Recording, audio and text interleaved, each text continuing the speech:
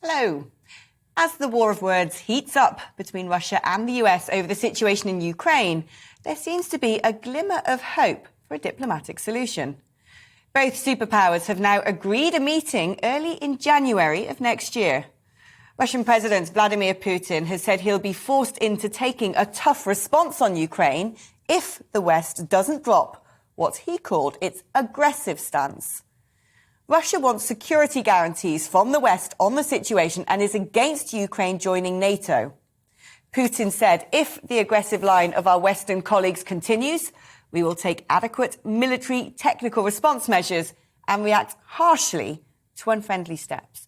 Well, let's talk to Samantha de Bender, an Associate Fellow with the Royal Institute of International Affairs at the think tank Chatham House. Samantha, great to have you on. I mean, for those who sort of keep a keen eye on geopolitics, Putin's demands about NATO have been quite abundant when it comes to his manoeuvres in Ukraine. But do you think he is going to cross that border at any point? He's amassed quite a few troops. Well, I think what we all need to remember is that Putin already has crossed that border. Russia annexed Crimea in 2014, and that was an invasion of a sovereign country, taking over a sovereign country's territory. Russia has invaded eastern Ukraine in the Donbass, and although this was not an official invasion, there are reports, lots of reports by the UK, by the US, by the Organization for Security and Cooperation in Europe of Russian troops on the ground in Ukraine since 2014.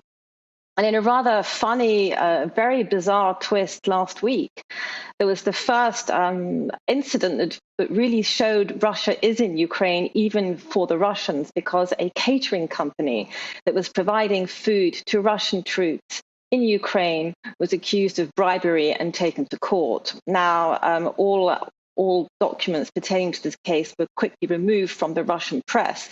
But the fact that you have a Russian catering company supplying Russian troops in Ukraine is a pretty big admission that they're already there. But I will try to answer your question more directly, which is he going to send troops officially this time into Ukraine? It's really hard to say. I mean, he has amassed anything between 90,000 to 125,000 troops on Ukraine's border, not just troops, but tanks, even field hospitals. That looks very much like he's preparing to invade.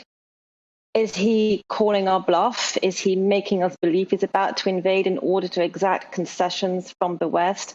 That is anyone's guess, really. He is capable of invading, and he would be capable of invading very fast if he were to do so. And I don't think that we could put anything past him if you look at his track record of the last few years.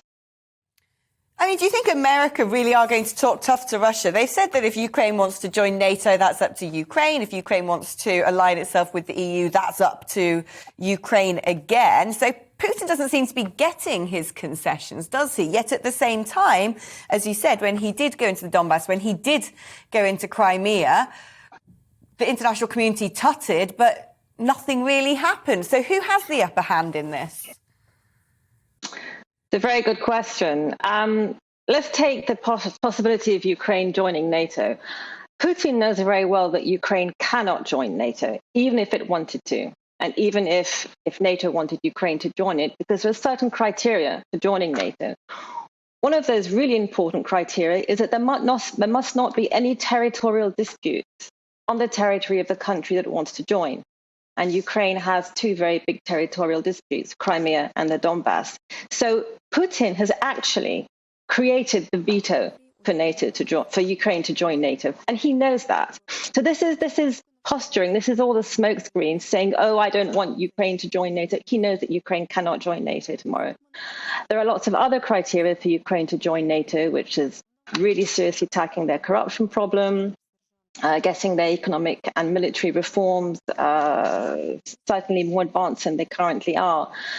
So it's difficult to really understand what he's doing. Does the West have the upper hand? Does Russia have the upper hand?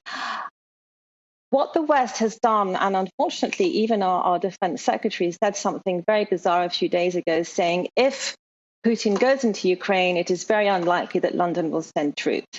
Now, I'm not saying we should send troops into Ukraine, but before anything happening, saying, well, we will not actually do the maximum to support our friend, our not ally in the formal legal sense of the word, but nevertheless a country with whom we are entertaining potential allied relations, to immediately just rule out certain things before conflict even starts is a little bit like going to a poker game and saying, well, whatever happens, I'm not going to call your bluff, I'm going to fold.